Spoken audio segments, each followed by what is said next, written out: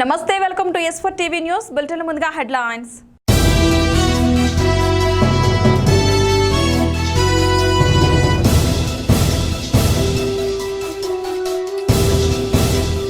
High school స్థాయి నుంచి వ్యవసాయం పాఠ్యాంశంగా ఉండాలి. పరిశోధన ఫలితాలు సామాన్య రైతుకు అందాలన్న ప్రధాని మోదీ.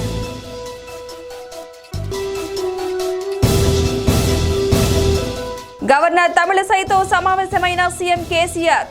అసెంబ్లీ సమావేశాలపై చర్చించిన ముఖ్యమంత్రి చంద్రశేఖర్ రావు.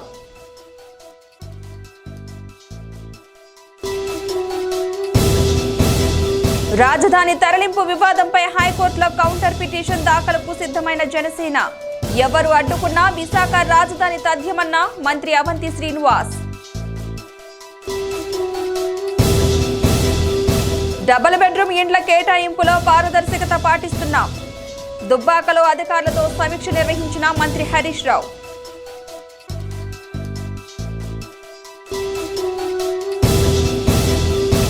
ఐపీఎల్ లీగ్ ను వదలని కరోనా షాక్.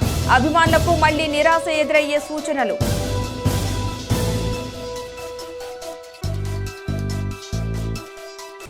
ఇక డీటెయిల్స్ చూస్తే హై స్కూల్ స్థాయి విద్యలో వ్యవసాయాన్ని పాఠ్యాంశంగా ప్రవేశపెట్టే ఆలోచన చేస్తున్నట్లు ప్రధానమంత్రి నరేంద్ర మోదీ తెలిపారు. వ్యవసాయ రంగం మరింత అభివృద్ధి చెందాల్సిన అవసరం ఉందని ప్రధాని అన్నారు. వ్యవసాయ విశ్వవిద్యాలయాలు, శాస్త్రవేత్తలు వ్యవసాయ రంగంలో మరింత పరిశోధన జరపాల్సిన అవసరం ఉందని, విద్యార్థి దశ నుంచే వ్యవసాయం పట్ల అవగాహన పెంచే కార్యక్రమాలు కొనసాగాలని ప్రధాని నరేంద్ర మోదీ తెలిపారు. ఝాన్సీలోని రాణి లక్ష్మీబాయి అగ్రికల్చర్ విశ్వవిద్యాలయం భవనాల ప్రారంభోత్సవ కార్యక్రమంలో ప్రధాని మోదీ వీడియో కాన్ఫరెన్స్ ద్వారా పాల్గొన్నారు. విశ్వవిద్యాలయ విద్యార్థులను ఉద్దేశించి ప్రధాని ప్రసంగించారు. వ్యవసాయ పరిశోధనలు చిన్న స్థాయి వ్యవసాయదారునికి చేరాలనే తమ ప్రభుత్వ ఉద్దేశమని ప్రధాని తెలిపారు. इसमें बहुत बड़ी भूमिका कृषि की है, एग्रीकल्चर की है. जब हम कृषि में आत्मनिर्भरता की बात करते हैं तो ये सिर्फ खाद्यान्न तक ही सीमित नहीं है, बल्कि ये गांव की पूरी अर्थव्यवस्था की आत्मनिर्भरता की बात है. ये देश के अलग अलग हिस्सों में खेती से पैदा होने वाले उत्पादों में वैल्यू एडिशन करके देश और दुनिया के बाजारों में पहुंचाने का मिशन है. कृषि में आत्मनिर्भरता का लक्ष्य किसानों को एक उत्पादक के साथ ही उद्यमी बनाने का भी है. जब किसान और खेती उद्योग की भांति आगे बढ़ेगी तो बड़े स्तर पर गांव में और गांव के पास ही.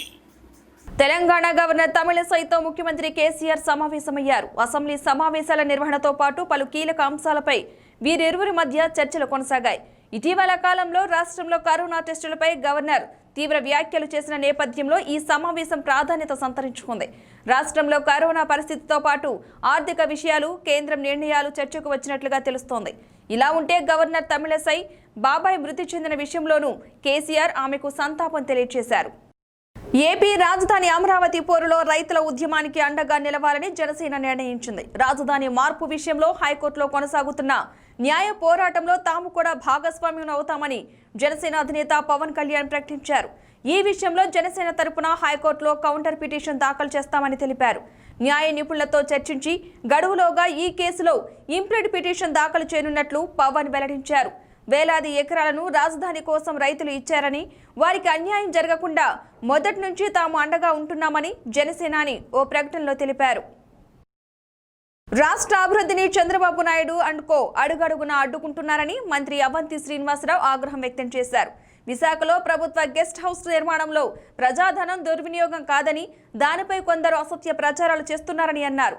విశాఖ కేంద్రంగా పరిపాలనా రాజధాని ఏర్పాటు చేయడం తథ్యమని మంత్రి మరోసారి స్పష్టం చేశారు. చంద్రబాబు నాయుడు ఎన్ని కుతంత్రాలు పన్నినా విశాఖలో పరిపాలనా రాజధానిని ఆపలేరన్నారు మంత్రి అవంతి.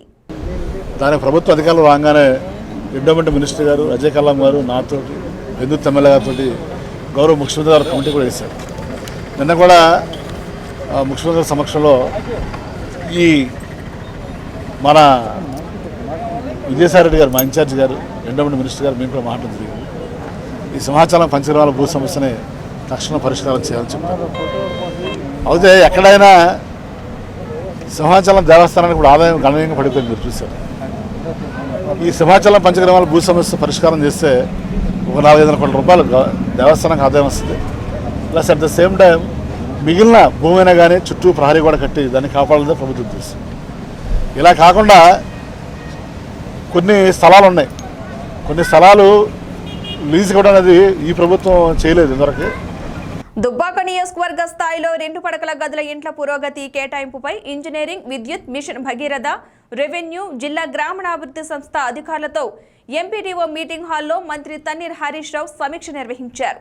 ఈ సందర్భంగా మంత్రి మాట్లాడుతూ దుబ్బాక నియోజకవర్గ పరిధిలో 25 గ్రామాలలో ఇండ్ల నిర్మాణం పూర్తి చేసి ఇండ్లను సాధ్యమైనంత త్వరగా లబ్ధిదారులకు అందించాలని ఆదేశించారు. ఇండ్ల కేటాయింపు అత్యంత పారదర్శకంగా చేయాలని, ప్రతి సైట్లో విద్యుత్, త్రాగునీటి సౌకర్యం కల్పించాలని అధికారులకు సూచించారు.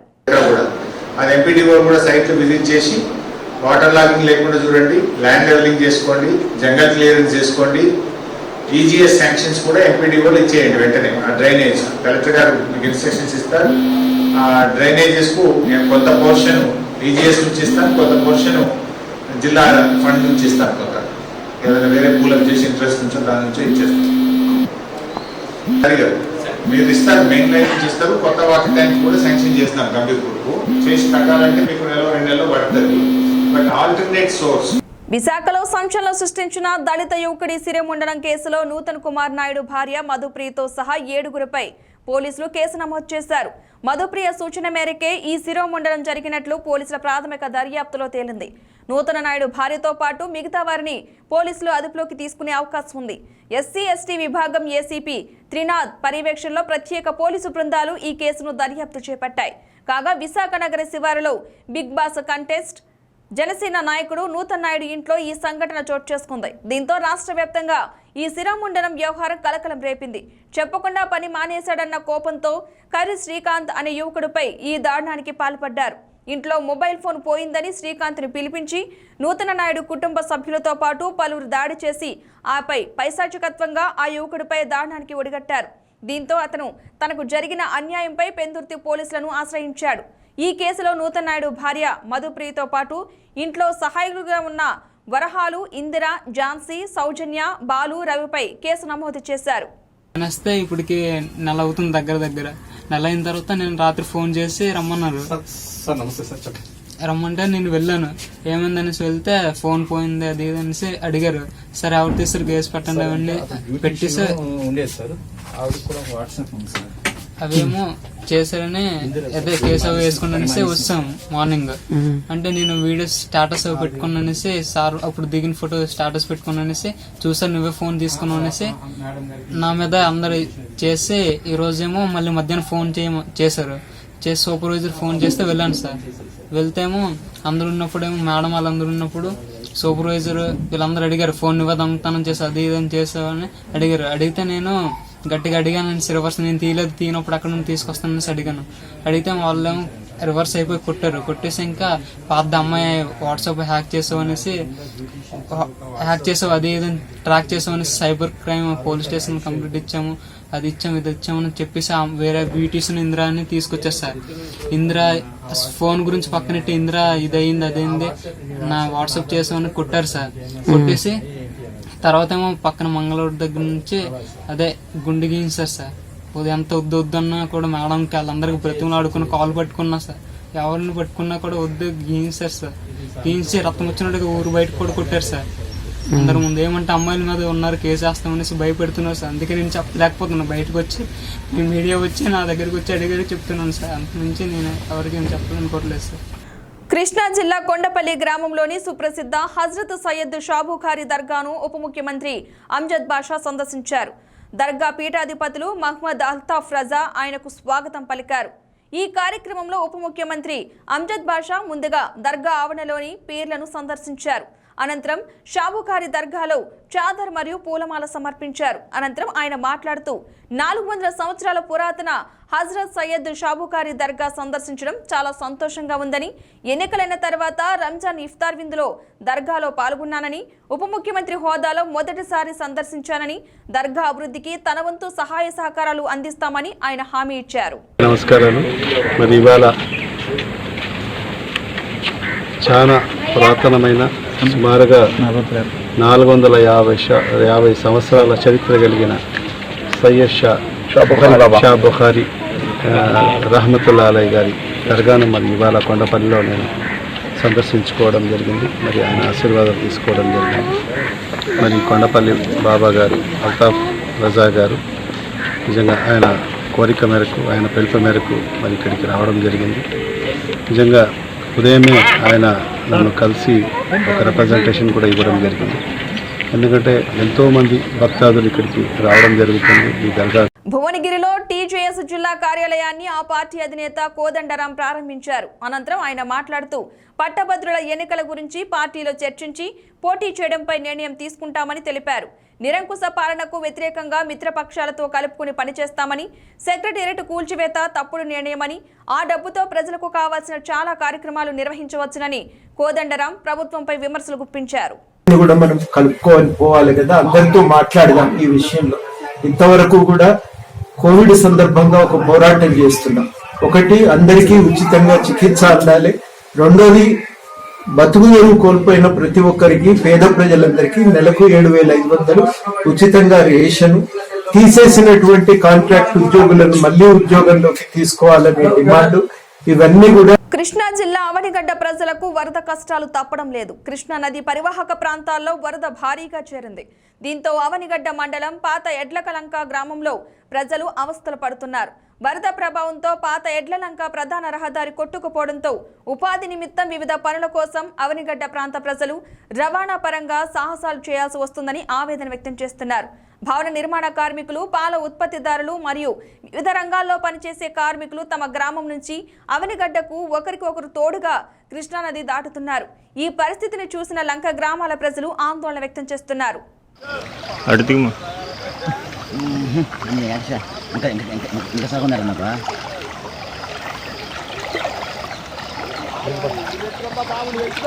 అడుక్కోటానికి ఆయనగడ్డ ఇక్కడ లేవుగా పెట్టాలి మన వాళ్ళకి బాగలేదు రా, నేను ఉండాలి ఆయన మాకేపరాదు కానీ కొద్దిలో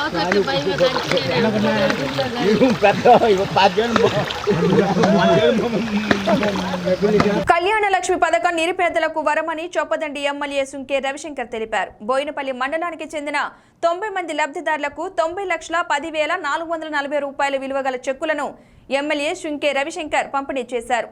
ఈ సందర్భంగా ఎమ్మెల్యే మాట్లాడుతూ కళ్యాణ లక్ష్మి, షాదీ ముబారక్ పథకం నిరుపేదలకు వరమని కొనియాడారు. గతంలో బాల్య వివాహాలు ఉండేవని, తెరాస ప్రభుత్వం వచ్చాక బాల్య వివాహాలు మొత్తం తగ్గినాయని ఎమ్మెల్యే తెలిపారు. ముఖ్యమంత్రి కేసీఆర్ ప్రవేశపెట్టిన ఈ పథకం దేశంలో ఏ రాష్ట్రంలో కూడా ఇప్పటి వరకు ప్రవేశపెట్టలేదని, నిరుపేదలపై ముఖ్యమంత్రి కేసీఆర్కి ఉన్న చిత్తశుద్ధికి ఈ పథకం నిదర్శనమని ఎమ్మెల్యే తెలిపారు. రోడ్డు ప్రమాదంలో గాయపడి నడవలేని స్థితిలో ఉన్న కోరుట్లకు చెందిన వినయ్ పరిస్థితి గురించి తెలుసుకుని చలించిపోయిన మాజీ ఎంపీ కవిత వినయ్తో నేరుగా మాట్లాడి భరోసా కల్పించారు. శనివారం 3 చక్రాల స్కూటీని స్వయంగా వినయ్కి అందించారు కవిత. తనపై అమితాభిమానాన్ని చూపిన కవితకు వినయ్ కృతజ్ఞతలు తెలిపారు. అక్రమార్కుల ఆట కట్టించేందుకు చేజింగ్లు, ప్రాణాలకు తెగించి పోరాటాలు చేసి చివరికి అరెస్ట్ చేయడాన్ని సినిమాలో చూస్తుంటాం. కానీ పులివెందల్లో సినిమా తరహాలో యథార్థ సంఘటన చోటు చేసుకుంది. ఓ కారులో తెలంగాణ అక్రమ మద్యం తీసుకెళ్తూ ఎస్ఐ బండికి డాష్ ఇచ్చాడు ఓ వ్యక్తి. దీంతో అతి వేగంగా వెళ్తున్న ఆ కారు టాప్ పైకి చేరుకుని ప్రాణాలు సైతం లెక్క చేయకుండా అక్రమార్కుల ఆట కట్టించాడు ఎస్ఐ. అతి వేగంగా వెళ్తున్న ఆ కారు టాప్ పై ఉన్న సబ్ ఇన్స్పెక్టర్ ప్రాణాలకు తెగించిన పోరాట పటిమను చూసి శభాష్ పోలీస్, ఇలాంటి పోలీసే మాకు కావాలి అంటూ ప్రజలు మన్ననలు పొందుతున్నాడు. ఆ సబ్ ఇన్స్పెక్టర్ ఎవరో కాదు, పులివెందుల అర్బన్ ఎస్ఐగా విధులు నిర్వహిస్తున్న గోపీనాథ్ రెడ్డి. ప్రాణాలు సైతం పణంగా పెట్టి నేరస్తులను పట్టుకునేందుకు కృషి చేసిన ఎస్ఐ గోపీనాథ్ రెడ్డిని జిల్లా ఎస్పీ అన్బురాజన్ ప్రత్యేకంగా అభినందించారు. కరీంనగర్ జిల్లా కేంద్రంలోని ట్రాన్స్కో సబ్ స్టేషన్లో అగ్ని ప్రమాదం సంభవించింది. ఎలక్ట్రిసిటీ క్యాంపస్లోని స్పోర్ట్స్ సెంటర్ సమీపంలో మంటలు చెలరేగాయి. చెదారం పేరుకుపోవడంతో చెత్తనంతా ఒక చోటకు చేర్చి నిప్పు పెట్టడంతో ఒక్కసారిగా మంటలు పైకి లేచాయి. హుటాహుటిన ఫైర్ ఇంజన్లను సంఘటనా స్థలానికి రప్పించి మంటలు ఆర్పే ప్రయత్నం చేశారు. కరీంనగర్ జగిత్యాల హైవేపై ఉన్న సబ్ స్టేషన్ కావడంతో ప్రమాదం తీవ్రతరం కాకుండా ఉండేందుకు చర్యలు చేపట్టారు. సమీపంలో నివాసాలతో పాటు వాణిజ్య సముదాయాలు కూడా ఉండటంతో ట్రాన్స్కో అధికారుల ఫైర్ డిపార్ట్మెంట్ యంత్రాంగం మంటలను కట్టడి చేశారు. రాష్ట్ర మంత్రి గంగుల కమలాకర్, జిల్లా కలెక్టర్ శశాంకులు ఘటనా స్థలానికి చేరుకుని పరిస్థితిని సమీక్షించారు. పశ్చిమ గోదావరి జిల్లా ఏలూరు ఆశ్రమ ఆసుపత్రిలో చికిత్స పొందుతున్న కోవిడ్ పేషెంట్ ఆసుపత్రిపై నుంచి దూకి ఆత్మహత్య చేసుకున్నాడు. నిడదవోలు మండలానికి చెందిన ఓ యువకుడు 14 రోజుల క్రితం కరోనాతో ఆశ్రమ ఆసుపత్రిలో జాయిన్ అయ్యాడు. తీవ్ర మనస్తాపంతో ఆసుపత్రిపై నుంచి దూకి ఆత్మహత్య చేసుకున్నట్లు పోలీసులు తెలిపారు. కర్నూలు జిల్లా మంత్రాలయంలో స్థానిక బస్టాండ్ నుంచి రాఘవేంద్ర సర్కిల్ వరకు ఎంఆర్పీఎస్ ఆధ్వర్యంలో నిరసన ర్యాలీ నిర్వహించారు. ఈ కార్యక్రమంలో జానయ్య మాదిగ మాట్లాడుతూ స్వాతంత్ర్యం వచ్చి 74 సంవత్సరాలు గడిచినా ఇంకా దళితులపై అత్యాచారాలు తగ్గడం లేదని, దేశ చరిత్రలో మరుపురాని సంఘటనగా 139 మంది అత్యాచారం చేసి హింసించిన దళిత యువతి ఘటనపై ఏపీ ఎంఆర్పీఎస్ కర్నూలు జిల్లా వర్కింగ్ ప్రెసిడెంట్ చిక్కం జానయ్య మాదిగ మండిపడ్డారు. ఈ కార్యక్రమంలో హనుమన్న, కర్రన్న తదితరులు పాల్గొన్నారు.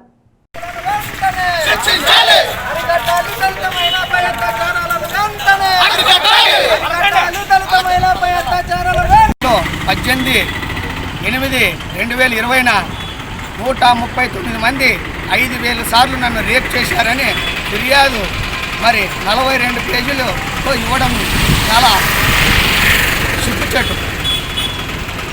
ఎందుకంటే ఈరోజు ఆ కార్యక్రమాన్ని ఉద్దేశించే మంత్రాలయం నియోజకవర్గంలో భారీ ఎత్తున కూడా ధర్నా కార్యక్రమం చేపట్టడం జరిగింది.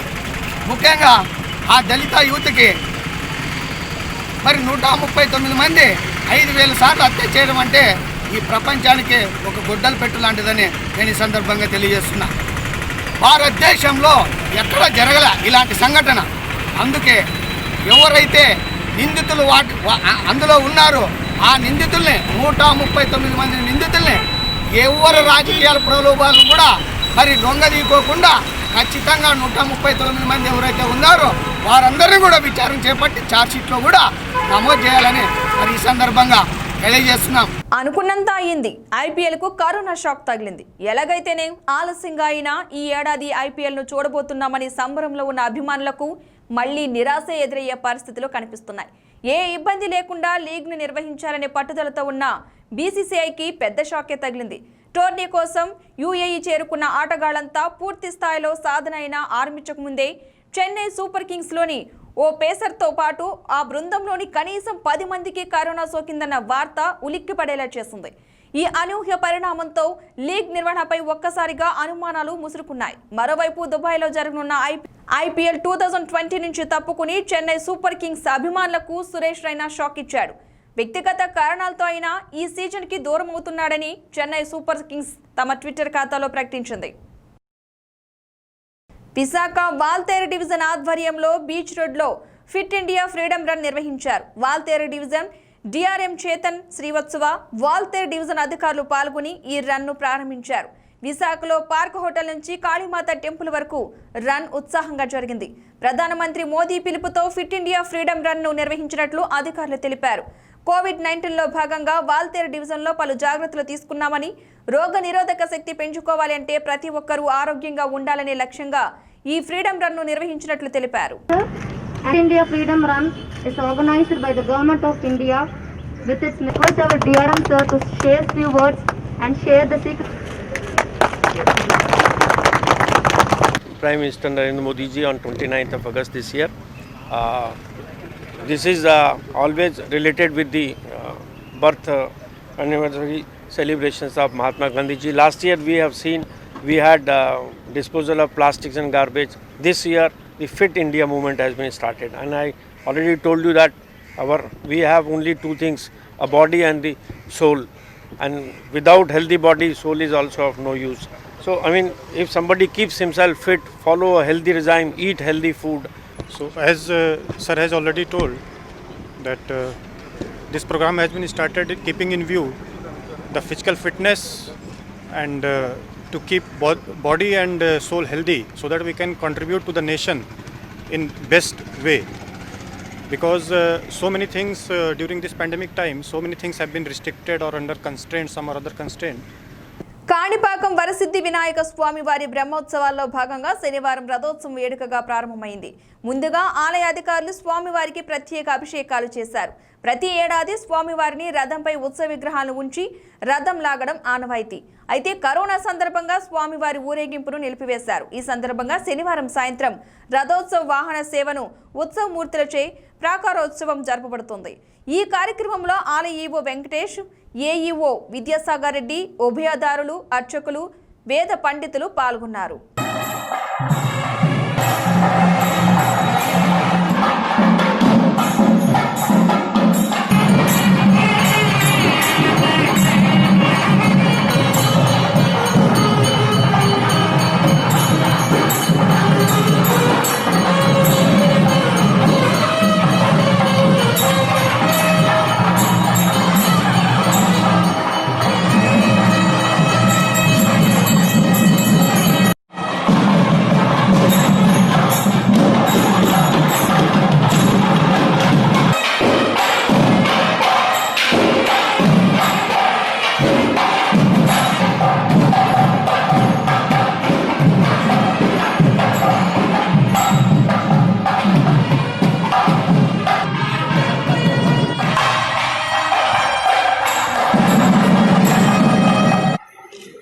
కాణిపాకంలో బ్రహ్మోత్సవాల సందర్భంగా ఇవాళ ముఖ్యమైన రథోత్సవం జరుగుతుంది.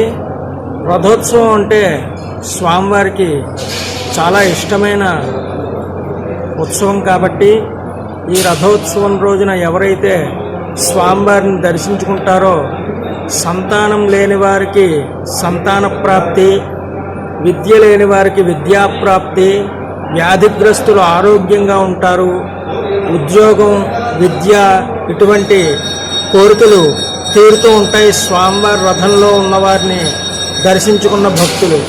అదేవిధంగా స్వామివారు రథంలో ఊరేగుతూ ఎవరైతే స్వామివారి దగ్గరికి వచ్చి దర్శనం చేసుకోలేకపోతారో వారిని దర్శనం చేసుకోవడానికి, వారికి దర్శనం ఇవ్వడానికి స్వామివారి రథంలో ఇవాళ ప్రత్యేకంగా ఊరేగుతారు. ఈ రథంలో ఉన్న స్వామివారిని దర్శించుకోవడం వల్ల 50 మంది భక్తులు వారి వారి కోరికలను తీర్చుకుంటూ వారి వారి స్వామివారి కృపకు పాత్రులవుతూ సంతోషంగా ఉంటూ ఆరోగ్యంగా ఉంటూ ఈ బ్రహ్మోత్సవాల్లో భాగంగా స్వామివారిని దర్శించుకుని స్వామివారి కృపకు పాత్రులు. బులెటిన్ ముగించే ముందే హెడ్లైన్స్ మరోసారి చూద్దాం.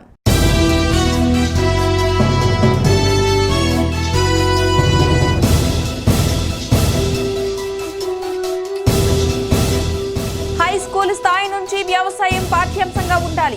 పరిశోధన ఫలితాలు సామాన్య రైతుకు అందాలన్న ప్రధాని మోదీ.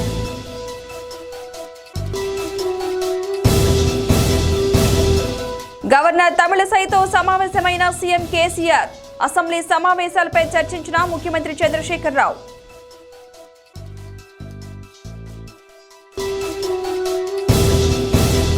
రాజధాని తరలింపు వివాదంపై హైకోర్టులో కౌంటర్ పిటిషన్ దాఖలుకు సిద్ధమైన జనసేన. ఎవరు అడ్డుకున్నా విశాఖ రాజధాని తథ్యమన్న మంత్రి అవంతి శ్రీనివాస్.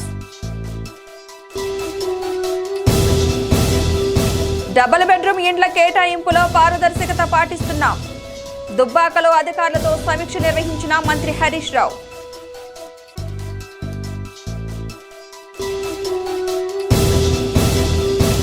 ఐపీఎల్ లీగ్ ను వదలని కరోనా షాక్. అభిమానులకు మళ్లీ నిరాశ ఎదురయ్యే సూచనలు.